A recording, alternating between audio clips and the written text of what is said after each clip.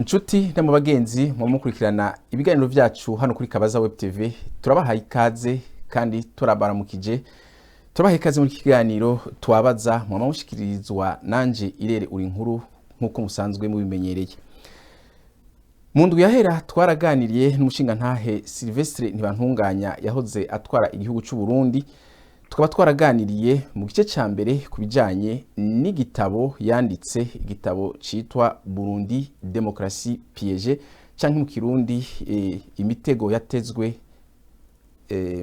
intwaro ya demokrasi mu Burundi. Uyu munsi turabandanya n'igice kigira kabiri kugira ngo tumubaze ibibazo kuvyo tutashoboye gutahura canke ivyo dushaka kumenya byinshi, ivyo dushaka ko mwebwe mudukurikira mumenya kuvyo tudatahura canke namwe mushobora kudatahura. Mushinga ntahe Ntibantunganya, reka tubahe ikaze kandi tubaramutse. Yego mwana mukino udashanye mwiriwe kandi nagenda bashimire tugiye kubandanya ibyo twatanguye, birafasha hari natwe twandika ico gitabo kandi birafasha kandi nabifuza kumenya ibirimo amakuru bigaca bituma bagira n'akayabago kuza kukirondera ngo babitohoje neza gusonza. Ego cyane, ahubwo nivyo abakeneye kugura ico gitabo bashobora kuja kuri Amazon, nivyo twosaba ko abantu abarundi cyane cyane ugwaruka ubwo guri ico gitabo kugira ngo ushobore gusoma wumve ivyanditswe muri ico gitabo. Reka tuje mu kabazo kambere, ku kabazo kambere na kabazo kajanye n'igice mwise un président d'état entre l'enclume et le marteau. Sinzi ukuntu twobivuga mu Kirundi, ariko biboneka yuko mwariko muravuga ku gihe mwariko muratwara mutari mworohewe na gatoya ico gihe. Muravuga neza yuko ku itariki imwe mu kwezi kw'indwi umwaka w'1994 niho iradiyo yitwa Radio Rutomorangingo yashira itangaza habona ivuga mu itangazo iti Nduguruye Twamugina, les dirigeants qui avaient soutenu la candidature de Melchior Ndadaye venaient de créer un mouvement politique armé. Nduguruye Twamugina no kuvuga abategetsi bahora bashigikiye Ndadaye mu kwitoza bahejeje gushinga umugwi ugwana.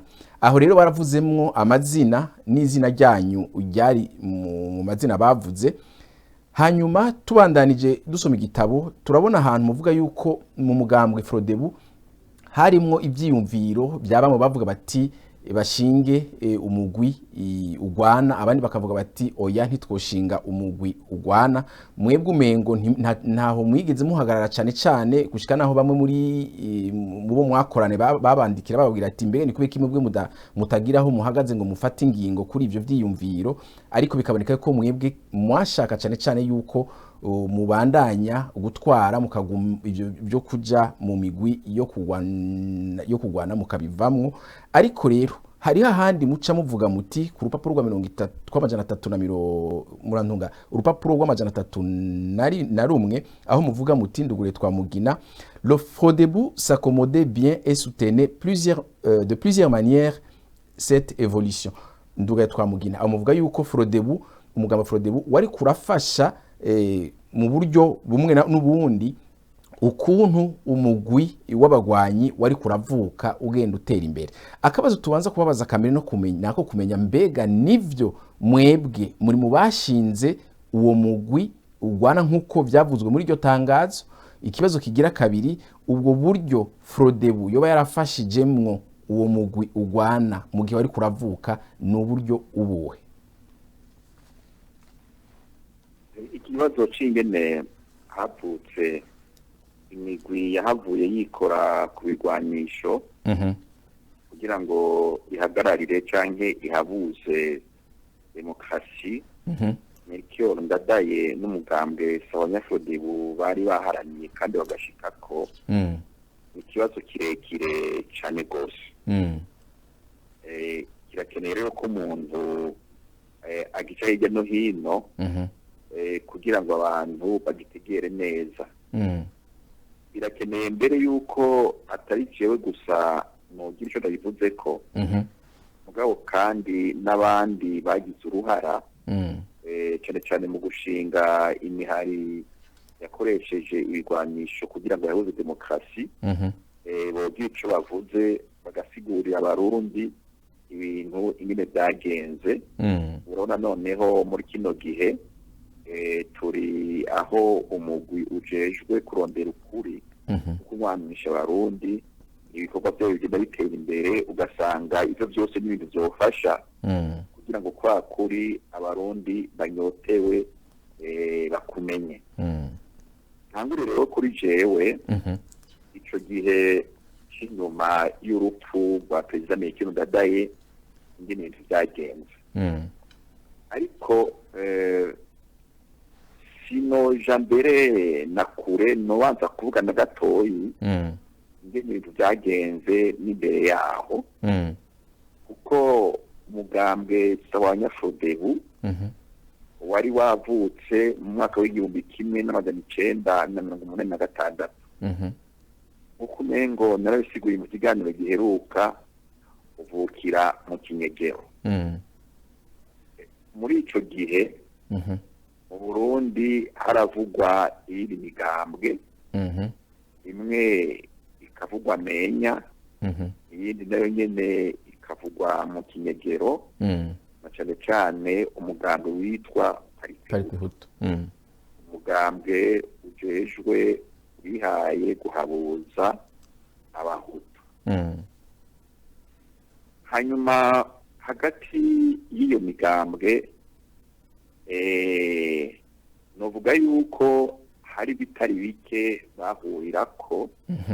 Aha nico novuga nk'abantu kenshi basanga baja muri iyo migambwe bari abantu babona yuko mu ntwaro yari hari kuva ku ntwaro ya Repubulika hari bari bagiye bakumirwa kubera ico bita ubwoko, uratwuda gisiguye mu kiganiro giheruka gitirwa. Aha mbere novuga ubwoko bw'abahutu. Ariko umugambi Sawanya Frodebu sivyo washira imbere, wagira uti mu Burundi twemeye demokarasi, abantu bakemera ko abantu bose bangana imbere y'amategeko, yuko abantu bose bashobora kwitorera ababarongora canke abaserukira, atakurinda kuburabuzwa, ari ibintu bitomoye neza, bica bizana inyishu ku bibazo. Hanyuma kandi ico gihe umugambwe Sawanya Frodebu wavuga ivyo guca gukoresha ibigwanisho kugira ngo habuze iyo demokarasi, wagira uti izoca mu nzira nyine za demokarasi ko byariko byibonekeza n'ahandi mu bindi bihugu. Mugabo hariho abantu b'abagwanyi nka Paripehutu yari yashinze, mbere bamwe bakaba bashobora no kuba baragize uruhara mu vyagiye bigora ngaha mu gihugu cy'intambara mu 1991, mu 1992, naho nyene usomye mu gitabo canje urabona aho gerageza kubisigura. Yego cyane. Hanyuma rero aho bemereye yuko umugambi Sawanya Frodebu ugiye ahabona, kandi twari dutera imbere mu byerekeye kuzotora umukuru w'igihugu, kuzotora abashingamateka. Jewe ndibaza yuko hariho abantu bamwe bari muri Paripehutu bagize bati erega ubu turaronsa aho tuvugira, reka tugende mu mugambwe Sawanya Frodebu. Biratuma rero no matora yabaye mu 1993 umugambwe Frodebu utorwa n'abantu benshi. Novuga ngo watowe n'abahutu nk'uko babivuga, watowe n'abarundi benshi, nabo biyitirira Paripehutu abatari bake barawutora. Hari mbere n'abivuga uwo muri kino gihe nico kituma ndakubwiye nti biba vyiza umuntu wese agiye arasigura. Hariho rero washaka nabambwe rero muri abo bari bagiye baronka imirimo aha n'aha umugambi w'abanyafurode umaze gutsinda aho rero perezida Melchior Ndadaye agandaguriwe harabaye abantu bari muri izo nzira bagize bati reka tuje hamwe turabire two kwiyungunganya duhagararire intwaro ya demokarasi twari twatsindiye hariho abatanguye bwa mbere barabigira ku gatwe kabo biyungunganya kujya ko umuntu nyene ashiwe n'icaha akagira ati nta kundi reka nirwane ko karambanye nico gituma mbere nogenda ukabaza n'umugambwe CNDD-FDD wari CNDD ico gihe umuhari CNDD ico gihe barakubwira bati nta muntu yashinze CNDD kwabaye ugushaka kw'abarundi bonyene biza kuza nko kuwutunganya inyuma ngabe ingingo y'ukwishinga yo gufata iyo nzira ifatwa n'abarundi bonyene aho rero muri abo bagira bati ibigwanisho harabava muri Paripehutu harabava muri Fodebu harabava muri Florina harabava mbere umengo no muri Tonari bavuyeyo baraja muri iyo nzira ica kabiri umugambi w'Abanyafodebu wayibona gute umugambi w'Abanyafodebu nari ndongoye ntugire ngo byari biboroheye uko urabona bari abantu bagira bati twatewe inyuma yaho habereye iya kudeta yatwaye ubuzima bwa Melchior Ndadaye n'abandi batari bake bari bafatanije hanyuma bakagira bati nta kundi natwe reka dute byose ngaha tuje mu byo kurwana ntawovuga yuko bari babusema abanamba ngo kuri ubu cyari kigoye gusa nuko batabona kure ngo babone bataye byose ngaha ingaruka mbi byogira ku gihugu cy'u Burundi hanyuma akaba n'abandi bagira bati ahubwo tuzaba kuba ngaha kugira ngo twerekane yuko hari icyo twari tumaze gushikako mbere n'amakungu aheza twumve ngabo kandi abo bene wacu bafashe ibigwanisho ntihagire abagira ngo twabatanye harabaye mbere n'igihe muri Abanyafodebu haba bibaza bati none ga yemwe twobigenza gute gushika ari n'abavuyeho bakagenda mbere inyuma bakamuba mbere bafashije mu gushiraho inzego z'umuhari CNDD amashaka kuvuga Leonard Nyangoma neza ko twatanguranye umugambi w'Abanyafodebu eka mbere n'abandi birabandanya uko ikindi kugira nuko buriya abantu barafasha kwishi hirya no hino mbere n'abanyagihugu rimwe na rimwe bakibaza bati mbega none hagati ya Fodebu na CNDD-FDD hari ubudasa buriho bashaka ngaha jewe ndibuka nk'umwaka umwe umengo ni mu 2005 sizo twari twagiye turiko turagira ikoraniro imyerekano novuga hanyuma inyuma yaho nzabona abanyagihugu 2, 3, 4, 5 baraje ko twari tuzinanye nyene kuva muri ya myaka twashinga umugambi w'Abanyafodebu abarambiye bati erega twese ndibantunganya ngaha twaburaniwe hari ibintu tutategera gute bambwira bati erega twe twari tuzi yuko igihe rero Nyangoma yagenda agashinga CNDD nawe ukaguma ngaha mwari mwagabuye akazi gusa inyuma intambara iheze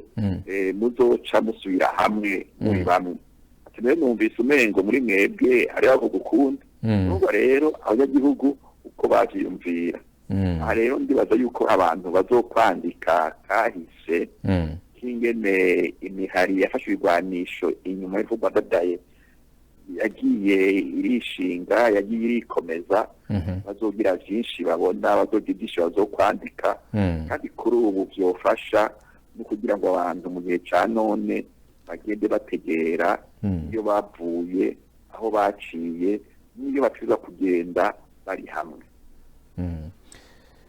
Ego mu majambo make rero mwebwe ntimwemera yuko mwari mubashizeho uwo mugwi?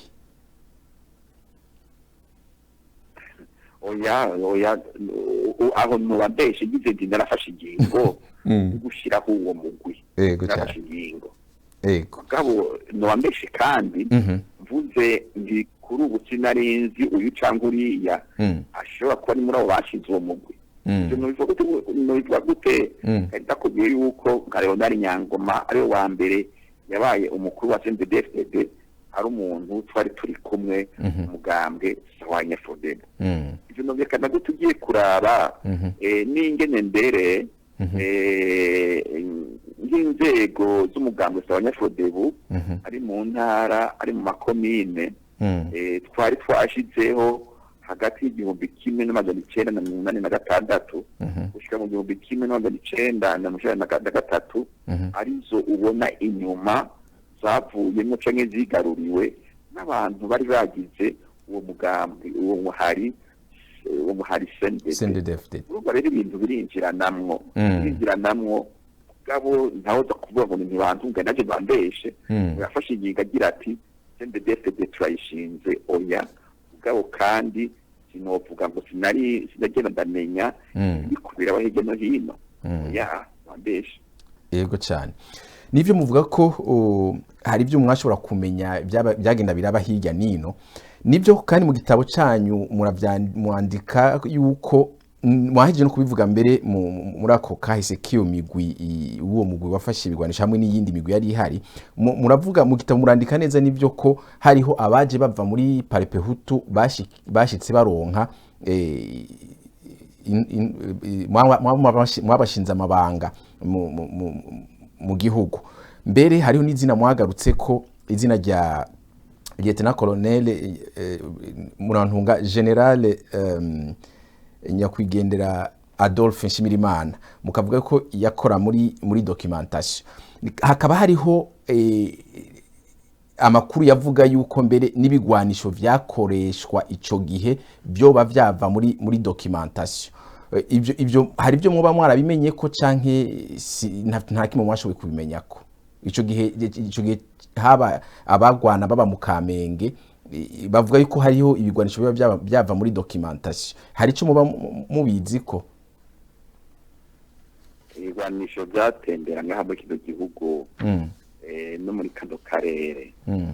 Tuzi ingorane zari ziri muri kano karere, uwoza kuva ngo byava ngaha gusa nawe nyene yoba ariko aracuvya ukuri. Abatuno birandira ko ugabo uravye ku kano karere karimo intambara, bazi ko hari n'ingwano iri mu Rwanda, uburyo ibigwanisho naringize ngo byarayerera bicaye hirya no hino,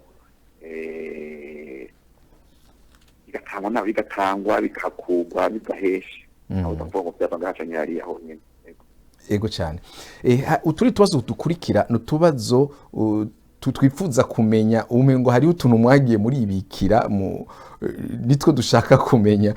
Hariho nko ku rupapuro rw'amajana 312 muravuga ukuntu mwashinze leta. Iyo leta yari irongowe na n'umushinga ntahe Anatole Kanyenkiko, hanyuma umushikiranganje wo kwivuna abansi yari Colonel Firme Sinzoyiheba. Mukavuga yuko muri ico gihe Colonel Jean Bikomagu ntibyamushimishije kubona Firme Sinzoyiheba ari we agiye gutwara ubwo bushikiranganje bwo kwivuna abansi, kubera bishoboka ko yavyumviriye uko kubera yari muto kuri we mu myaka, ntashake gutwagwa n'uwasumba imyaka. Hanyuma muravuga rero ariko yuko harageze igihe mwebwe musaba yuko Colonel Firme Sinzoyiheba yosubirira mu mabanga Colonel Jean Bikomagu, ariko mukavuga yuko mwariko naho mwabivuze ko mubimusaba muri mwebwe umenga hari ikintu cyababwira yuko atari byo, hanyuma mu nyuma muraronka n'impanuro zababwira yuko atari ciyumviro ciza. Izo mpanuro mukavuga ko mwazironse muzihawe n'igihugu ca rutura. Mbega nimba atari banga murashobora kuvuga ico gihugu icari cyo? niyo mangene kubivuga nahagenda ari kubivuga yambaye kumenya n'ikihe yambaye kumenya n'ikihe kandi noneho sinza gusigura igitabo cyose muhava mvuga babandi nifuza ko bakigura kuza kukigura kuko baba bamenye bati cyose iri kunuko ubwo cyo kumenya ubwa mbere hoho uko buriya mu ngorane igihugu cagize mu mwaka w'igihumbi kimwe n'amajana 1993 ari ingorane zari zifise amashami menshi barashobora gusanga mu rwego rucange ruriya utovuga ngo abantu bose bayahurira ku mugambi w'ucanguriya uribuka yuko no mu majambo agiye akoreshwa kugira ngo bavuge abagiye gushaka gutembagaza ubutegetsi bwa Melchior Ndadaye bavuga bati n'akagwi k'abasirikare iyo ubuze akagwi rero ni ukuvuga ko hashobora kuba harimwo abasirikare atari muri uwo mugambi icyo nzi rero ni uko umengo nka koronere wavuze sinzoyeba atari mu mugwi w'abantu bari muri kudeta icyo gihe umengo yararongoye mbere ishuri rikuru rya kaminuza ya gisirikare umengo yarashoboye kuhagirira n'ingorane rero jewe igihe namugira umushikiranganji wo kwivuna abansi nabimugize igihe mbaye umukuru w'igihugu ayandi urazi yuko imbere yanje habaye perezida Ryamira hanyuma umushikiranganji wo kwivuna abansi yari yashizeho yari koronere Shiroko amajewe igihe nshyize ku butegetsi rero niho nahamagara Firmin nzoyiheba ndabimusaba arabinyemerera mugabo kuri ubu izo ngorane uvuze zavuye ku buto nk'uko bamwe babivuga cyangwa nawe nyine yabivuga bikomagu kuri ubu zavuye kuko yabona ati uyu muntu muri ya migwi ivugwa mu batembagaje bashitse gutembagaza ubutegetsi bwa Melchior Ndadaye ntiyararimo gashobora rero guca kumimugora kuko urabona wewe abantu baramuvuga cyane bati abantu bari imbere muri izo cyo gutembagaza ubutegetsi bwa Melchior Ndadaye na koroneri bikomagu yarimo yego reka tubandanye n'ikindi kibazo n'ubundi tuguma tugaruka ku tubazo ko gushaka kumenya ibyo musa nuko mwagiye muri ibikira ariko bidashoboke ko mubivuga murabitubwira ntacyo hariho n'ahandi mwashikirije mu mwandika yuko hari inama yarusha ku itariki 25 mu kwezi kwa gatandatu mu 1996 aho mwebwe ubwanyu mwagiyeyo hamwe n'umushikiranganje wa mbere w'ico gihe yari umushinga ntahenduwayo Antoine.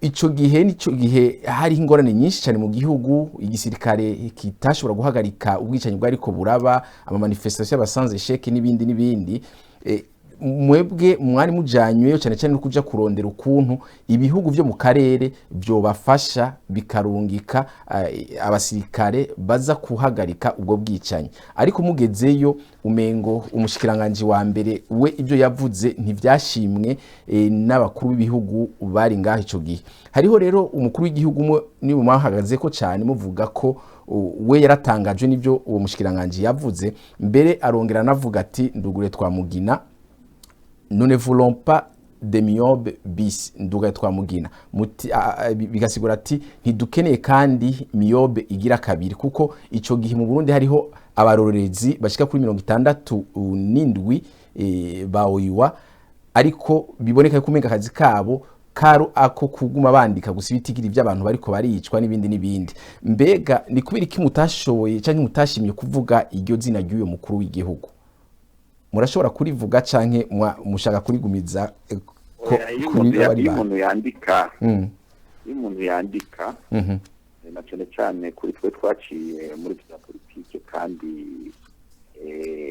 mu rwego rwo hejuru harashobora kuba ibituma byinshi kandi mbere no mu kindi kiganiro canyu jewe ntugarukako gusa icyo nokubwira nkunda no kuvuga kandi nifuza ko n'abarundi botegera nuko kwitaba iriya nama yabereye i Arusha wa 2025 ukwezi kwa gatandatu umwaka w'igihumbi kimwe n'amajana 1996 novuga ko ariyo ntango ya mbere yatumye n'ibiganiro byakurikiye inyuma yuko leta yiwanje bayisenyuye bakagira kudeta novuga yuko rero ijya nama yabaye intambwe ya mbere yatumye ibiganiro by'Arusha bishoboka icyo nico mbona nyamukuru hanyuma rero muri ijya nama twari twagiye dusaba yuko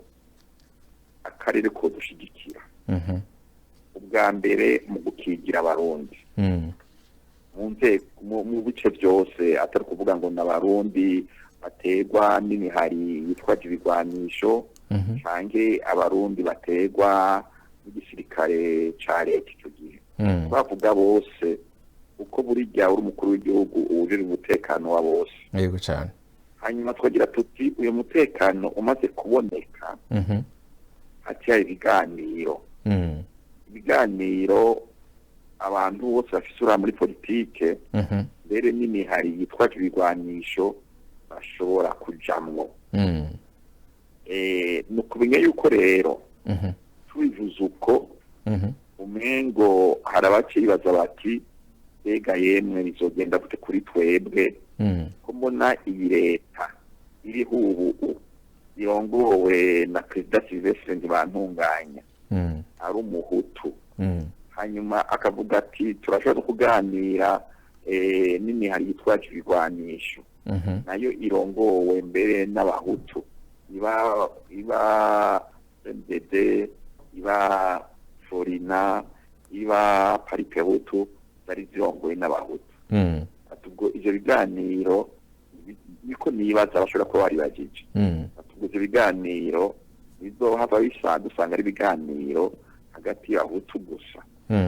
bigaca bishobora gutuma harabaye rero iriya tembagazwa ry'ubutegetsi kuwa 2025 ukwezi kw'indwi umwaka w'igihumbi kimwe n'amajana 1996 naho nzi yuko hari n'izindi mvo mudondagura ngaha zari zishobora kuba zarabitumye kandi cyo kugira nuko igihe twasaba yuko akarere kodufasha nukuri abakuru b'ibihugu bose barabitegera bakabishigikira ubona ko twari imbere duhagarikiwe n'umugabo w'ijunja mwarimu Julius Nyerere yariwe mbere yaramaze iminsi yashinzwe gukurikirana ingene imigambi ya politiki mu Burundi yogenda itera imbere mu biganiro bari batanguye nari ndanza ariko icyo gihe akaba yari yabonye rero yuko ibyo biganiro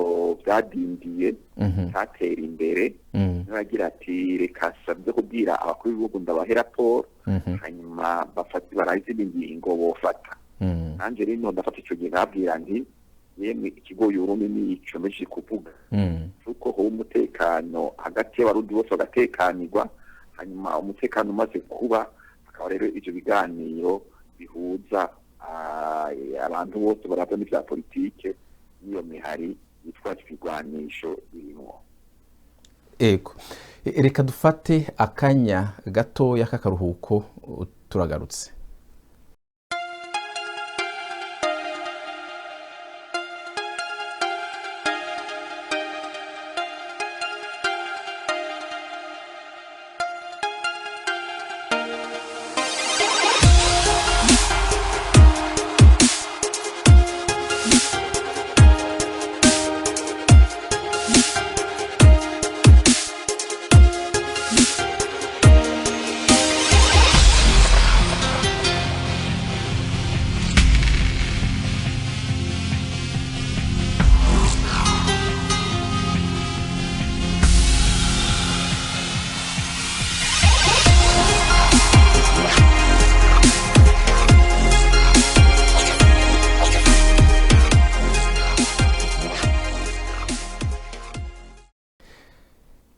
Ego turagarutse mu kandi gace kagira kabiri ki kiganiro cy'uyu munsi, ikiganiro twabaza aho turi kumwe n'umushinga ntahe Sylvestre Ntibantunganya yahoze atwara igihugu cy'u Burundi, tuganira ku kibazo ku gitabo yanditse Burundi Démocratie piégée canke imitego yatezwe intwaro ya demokarasi mu Burundi. Reka tubane n'ikindi kibazo, none ni kibazo kimwe ariko gifatiye ku bintu bishika kuri bibiri, naco nyene nico kumenya ivyo bisa nuko mwagiye muri isigariza. Nivyo muravuga yuko hariho umugwi wo kumenya ukuri no kurekuriranira, kandi mu gitabo cyanyu muranditse neza yuko iki gitabo cyanyu atari igitabo c'akahise, ahubwo gitanga umuco ku bintu bimwe bimwe byagiye biraba.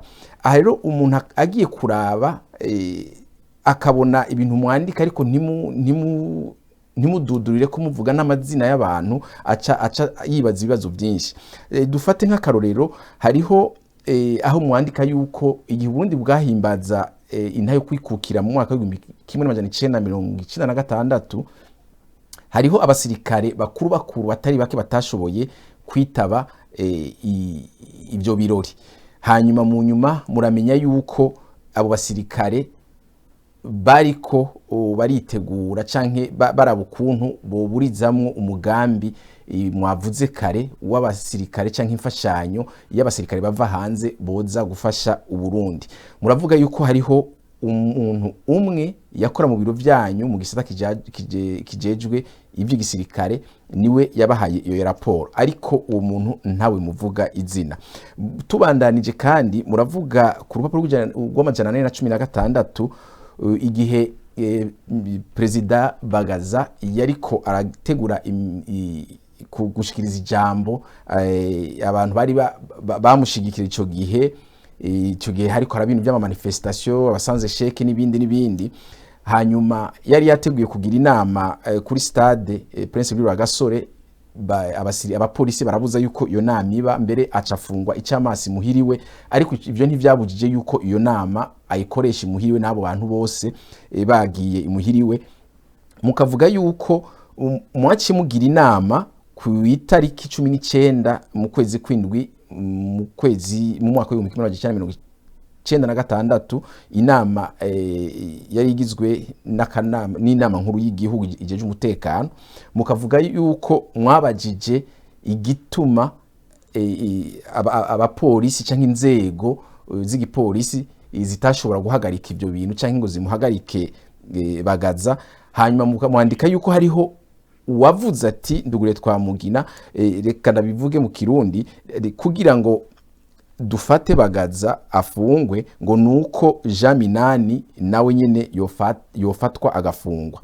Hanyuma ngo hariho uwundi yoba yaciye avuga ati ndugure twamugina, ndabivuze mu Kirundi, guhagarika Bagaza bisigura kubwira abatutsi bose baje mu mabarabara bagumuke. Ndugaye twamugina.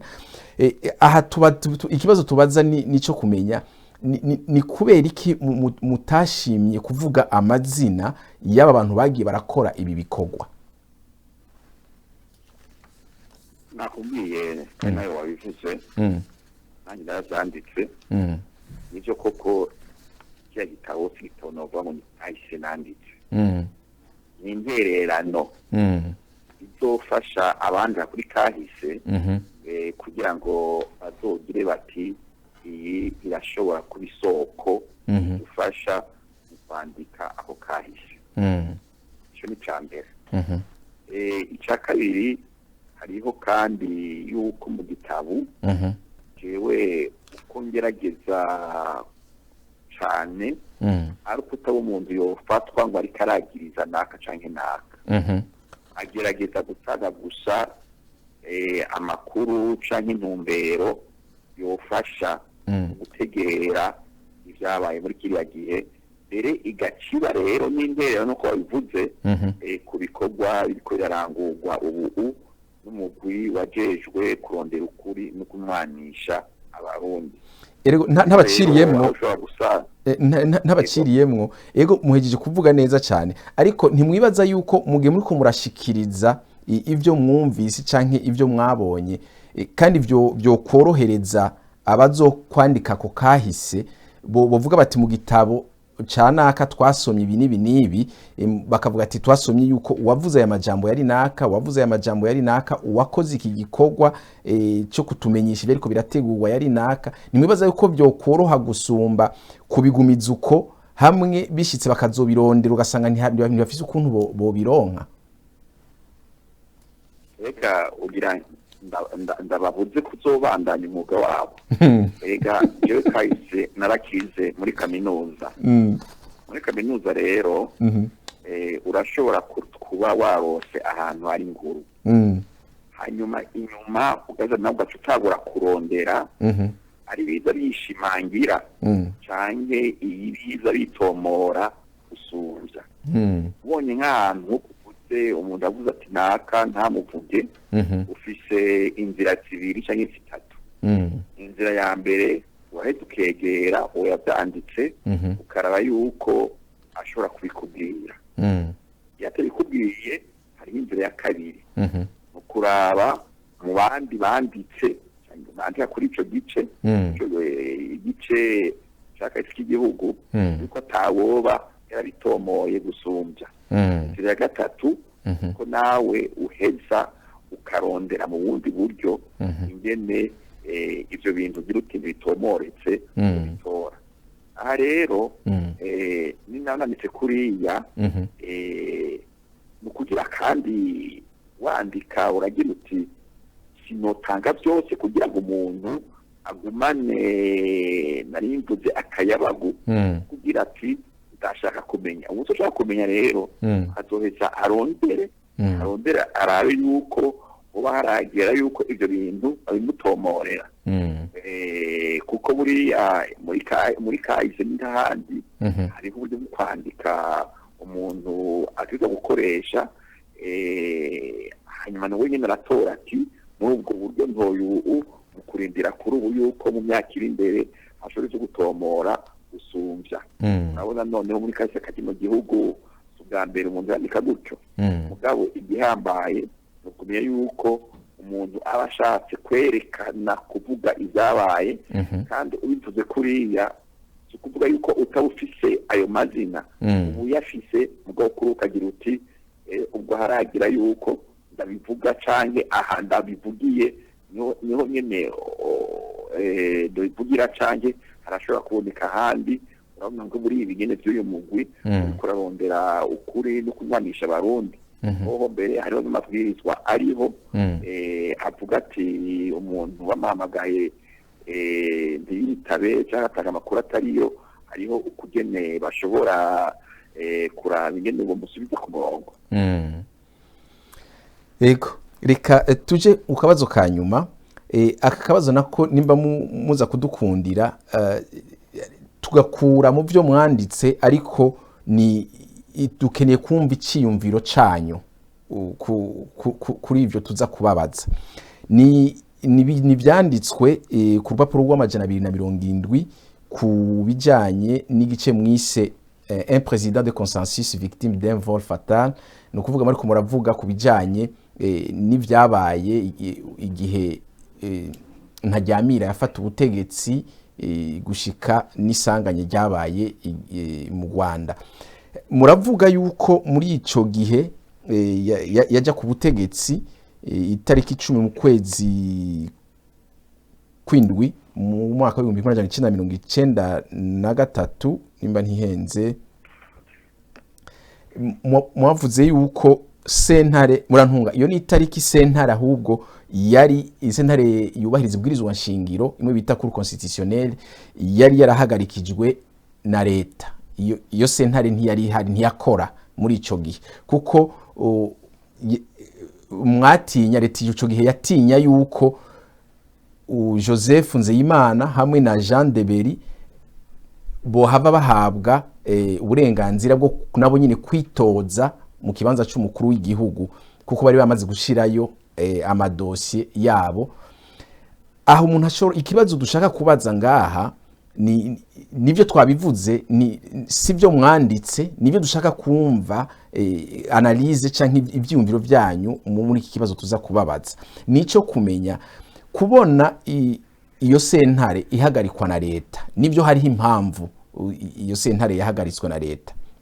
Hanyuma ubu tukaba tuzi yuko abarundi batari bake bavuga yuko ubutungane bw'u Burundi kuva na kera gushika n'ubu butigenga, bakavuga yuko ubutungane bukoreshwa na leta kuva kera gushika n'ubu. Mugiye kubiraba ivyo vyabaye n'ibivugwa ku butungane bw'u Burundi, hanyuma mubona n'amakenga yari ahari ico gihe muri leta, kuko leta yibaza iti ibyo byose iyo nama iyo sentare izohava yemerera abo bantu uko bitoza igaca ifata ingingo yo kubahagarika.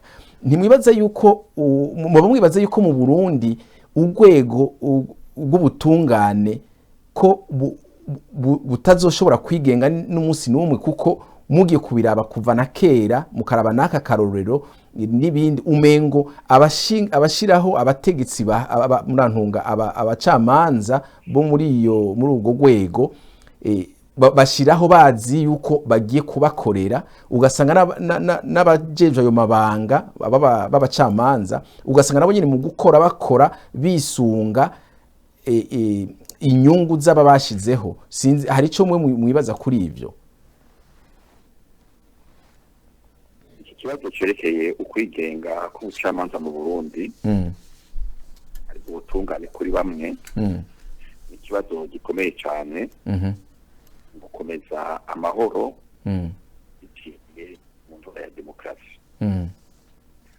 Iyo uri kuvuga demokarasi cyane aha tuvuga ivyerekeye leta igendera ku mategeko mu Faransa, leta y'uruwa, ari ibintu bitatu bigenda bifatanye, ariko kimwe cyose gifite uburenga kwacu. Ubwa mbere ni urwego nshingwantwaro twita mu gifaransa l'executif. Ubwa kabiri ni urwego nshingamabwirizwa anke nserukira bene gihugu twita inama nshingamateka.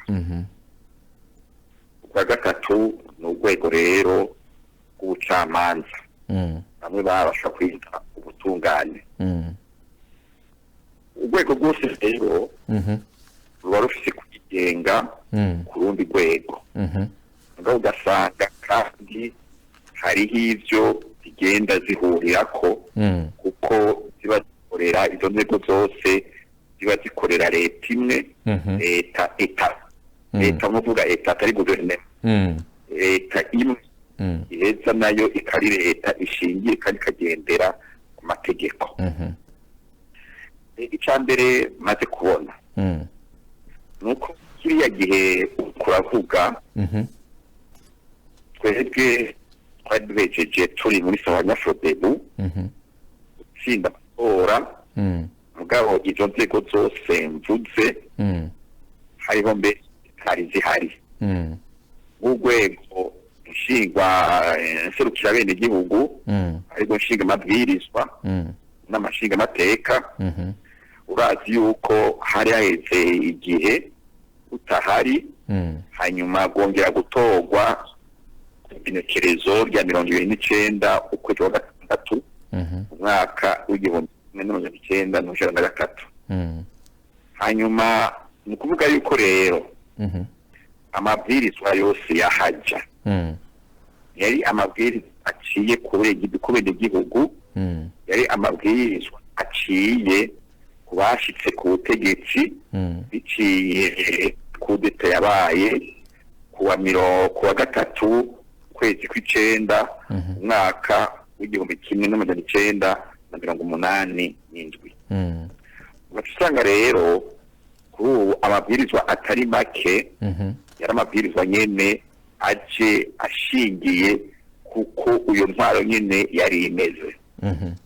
Hanyuma ugasanga mbere na rimwe abari mu butungane ugasanga barafatanije cyane rwose n'abari muri iyo ntwaro. Twarabibonye n'igihe mbere twari ko turashiraho icyo no kwita intonde z'abitoza.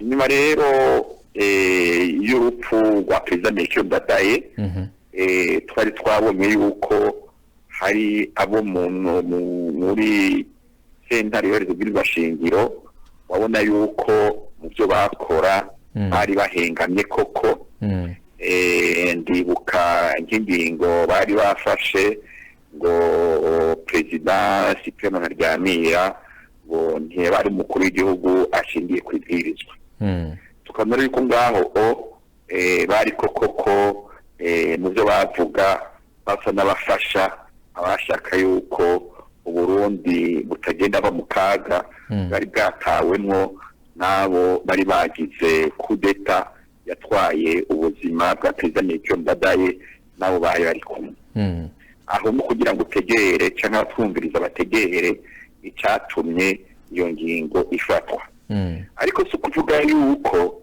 umugambwe Sawanyafrodebu cyangwa se nabyanditse ntabona uruhara rutegezwa kuba